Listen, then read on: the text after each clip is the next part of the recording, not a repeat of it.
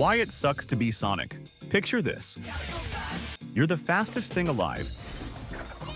You can outrun missiles and break the sound barrier with your feet. And you've got enough attitude to power a small city. Sounds like the ultimate rush, right? Well, meet Sonic the Hedgehog, a blue blur who's discovered that going fast isn't about getting ahead in life. Sure, Sonic can loop-de-loop through the air like physics is optional, but living at supersonic speeds isn't the thrill ride it appears to be. Between a world that moves so slowly it feels like torture, a body that's being destroyed by constant high-speed impacts, and the growing suspicion that your need for speed isn't freedom, but addiction, Sonic's life is less living fast and more trapped in the fast lane with no exit ramp. If you've ever wondered what it's really like when everything around you feels stuck in slow motion, buckle up. This ride gets a lot more desperate than you'd think. Let's start with the most maddening aspect of Sonic's existence. When you process the world at supersonic speeds, everything else becomes unbearably, tortuously slow. Imagine trying to have a conversation when every sentence feels like it takes a century to finish. Sonic hears the first word, predicts the entire conversation, gets bored, and could run around the world twice before the person reaches their second syllable. Normal activities become psychological torture. Waiting for an elevator, agony.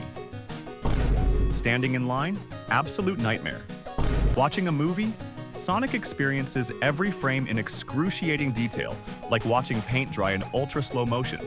His enhanced perception isn't a gift. It's a curse that makes every moment of downtime feel like an eternity of boredom. But here's the worst part. Sonic can't slow down his perception to match everyone else's pace. His brain processes information at hyperspeed, whether he wants it to or not. Which means a 30-second wait feels like an hour of standing still.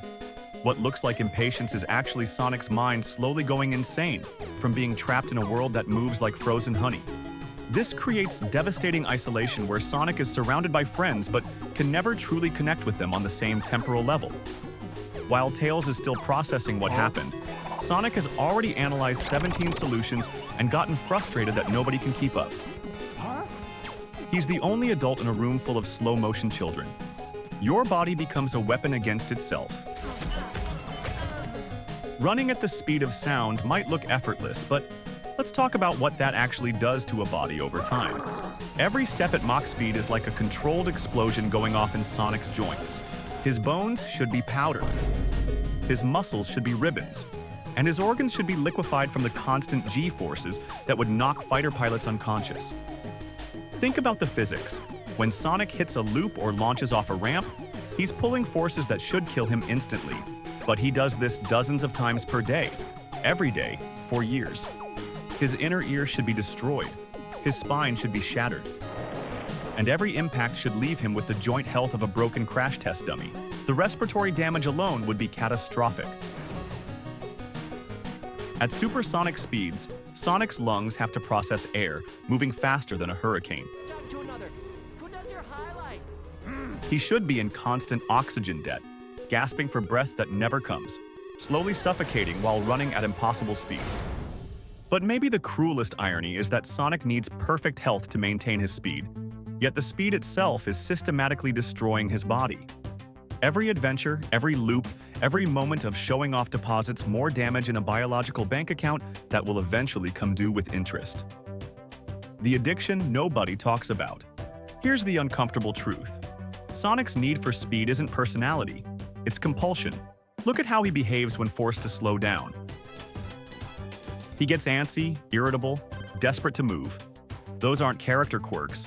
Those are withdrawal symptoms from someone whose brain chemistry depends on constant adrenaline rushes. What if Sonic can't stop running because stopping means facing thoughts and feelings he's been outrunning his whole life? When you move fast enough, you don't have time for fear, doubt, Eggs are pretty impressive, Mr. Eggman. or the crushing responsibility of being everyone's blue savior. I'm standing right here.